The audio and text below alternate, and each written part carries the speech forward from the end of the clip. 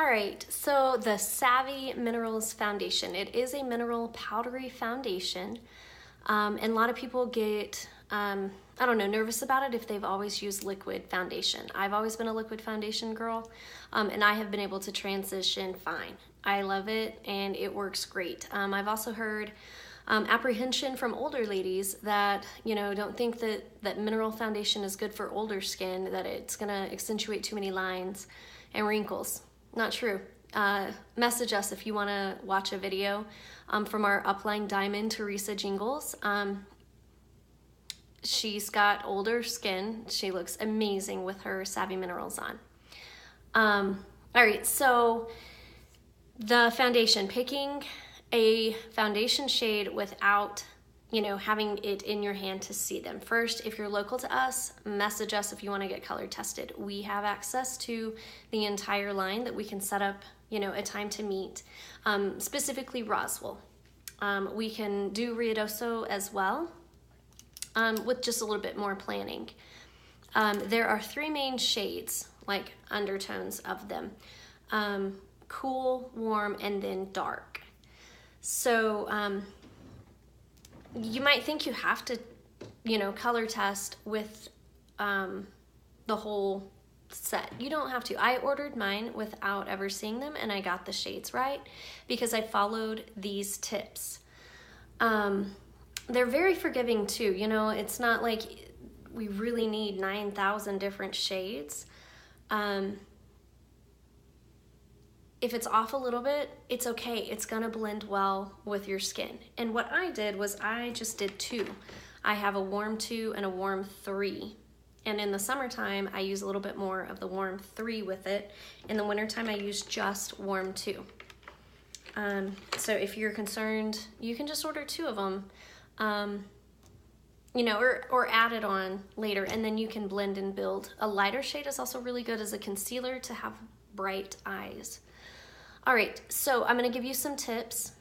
First off, get rid of the misconception that your skin tone is gonna determine whether you're warm or cool, okay? An example is Nicole Kidman.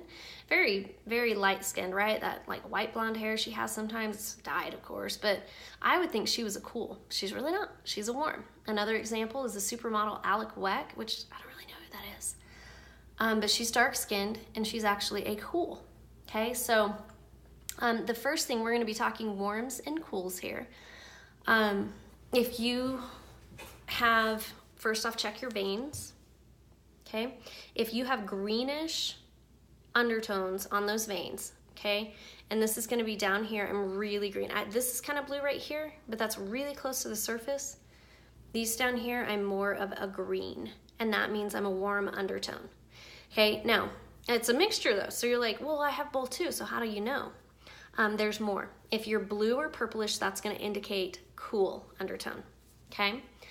And there's more questions. So you're gonna go for what you're mostly. If you're mostly A's, which we're gonna put a graphic up here it's gonna have all these questions. You can look at them and answer them and count them up yourself. If you're mostly A's, you're gonna be a warm. If you're mostly B's, you're gonna be cool, okay?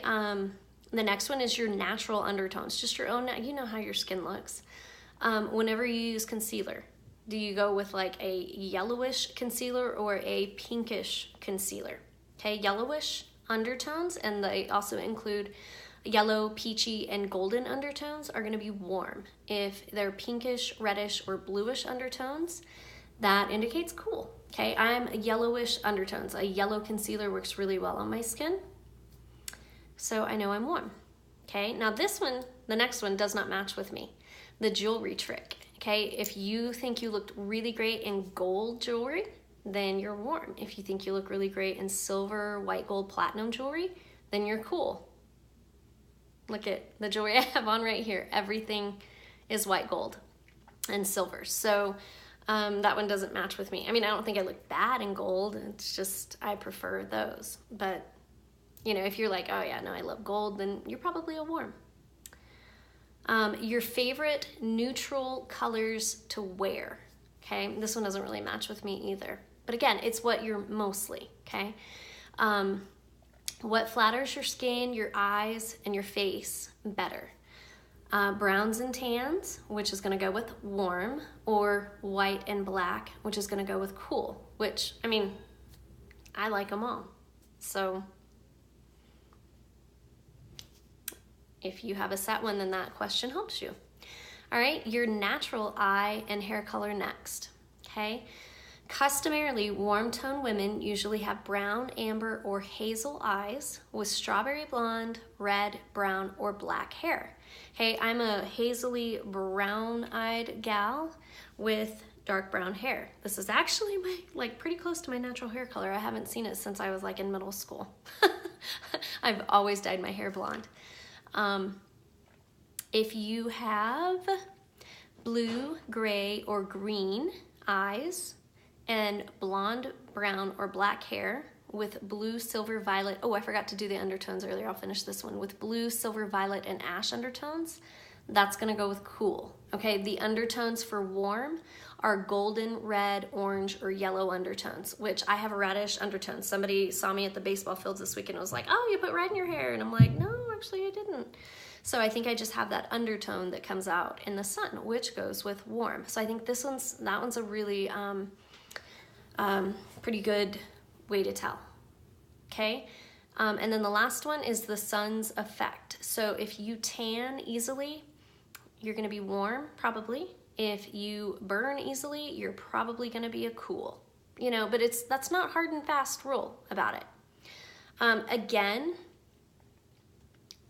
if you're nearby,